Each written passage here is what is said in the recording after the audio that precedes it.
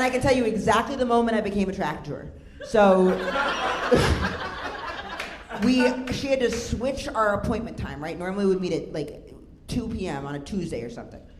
First it was 9 a.m., then it was 2 p.m. Then one time she had to switch it. So it was 6 p.m. and we're doing a session, and I was kind of tired, so I'm like sitting in bed, talking to her over Zoom, and she was like, "Are you okay if I eat? It's my dinner time." And I'm like, "Sure." So she's eating sushi with chopsticks.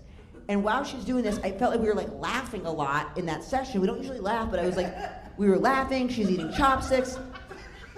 It felt like a date, kind of. And then when I closed the computer, I was like, I think I'm attracted to Barbara. And I had remembered that she had told me once that she was queer, and I remember being shocked by that. I was like, "You're queer?"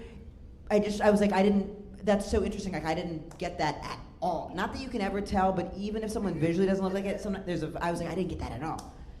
So I told her the next time we had a session, at the very end, I was like, I waited till the last minute. I was like, "I gotta tell you something, I think I'm a little attracted to you."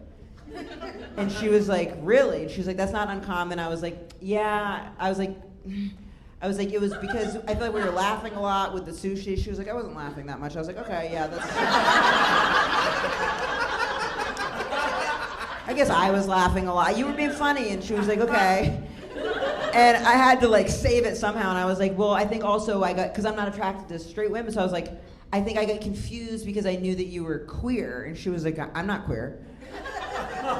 And I was like, "What are you talking about?" And I was like, "I thought you told me you were queer." And she was like, "No, I know when you misinterpreted that, and I actually wanted to say something." She said, I support like queer people fully. And she was like, "Whatever I said, what I meant to say was that, but you were like, oh wow, I had no idea, and then I didn't want to correct you."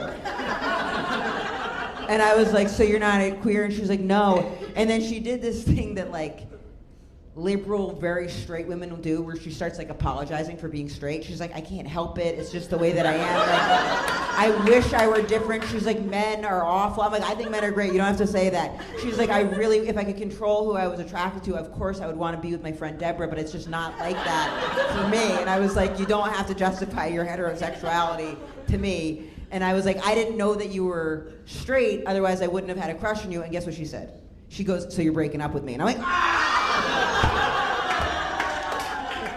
That's good.